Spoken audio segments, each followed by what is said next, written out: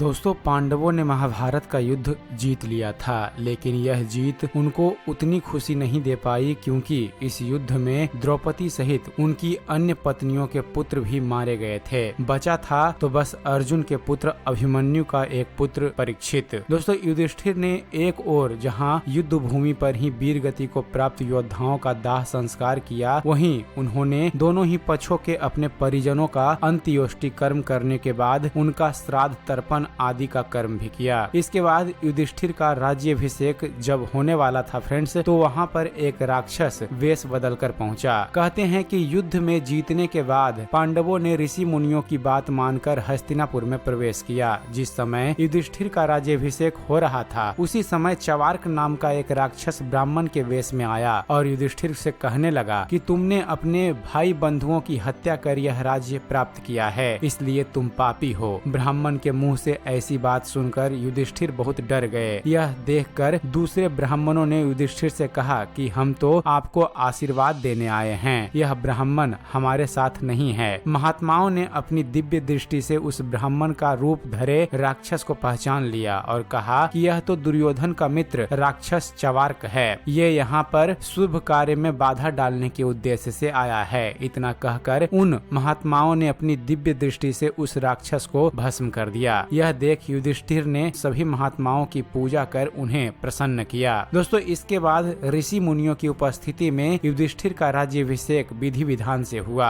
सभा में सुंदर सिंहासनों पर भगवान श्री कृष्ण, सुधर्मा, विदुर, धौम्य, धृतराष्ट्र, गांधारी, कुंती, द्रौपदी, युत्सु, संजय, नकुल, सहदेव, भीम और अर्जुन इत्यादि सभी विराजमान थे। महाराज युधिष्ठिर ने अपने बड़े से सुंदर मणियों जड़ित सिंहासन पर बैठकर श्वेत पुष्प, अक्षत, भूमि, सुवर्ण, रजत और मणियों को स्पर्श किया। इसके बाद विधि विधान पूर्वक उनका राज्याभिषेक हुआ। इस दौरान उन्होंने प्रजाओं द्वारा भेंट स्वीकार की और उन्होंने ब्राह्मणों से स्वाति वाचन कराकर दक्षिणा में उन्हें हजारों मुद्राएं दी। दोस्तों, फिर युधिष्ठिर ने धृतराष्ट्र को पिता मानकर उनकी प्रशंसा की। इसके बाद युधिष्ठिर ने अन्य लोगों को उनके सामर्थ्य के अनुसार अलग अलग कार्य सौंप दिए। दोस्तों, राज्याभिषेक होने के बाद युधिष्ठिर ने अपने भाइयों को अलग अलग कार्य सौंपे। अर्जुन को शत्रु के देश पर चढ़ाई करने तथा दुष्टों को दंड देने का काम सौंपा गया, तो भीम को युवराज के पद पर नियुक्त किया गया। नकुल को सेना की गणना करने व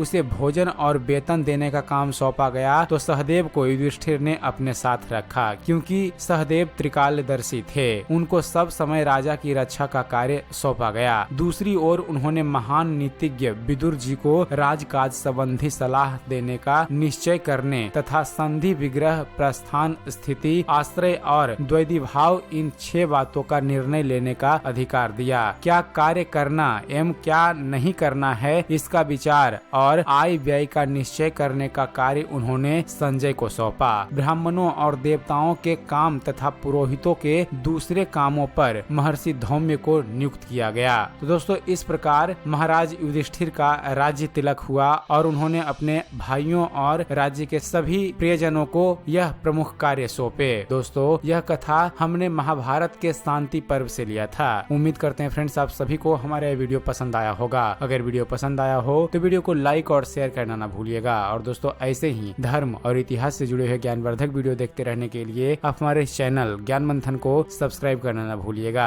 आप हमारे चैनल को सब्सक्राइब कीजिए और देखते रहिए, जानते रहिए। धन्यवाद। जय हिंद।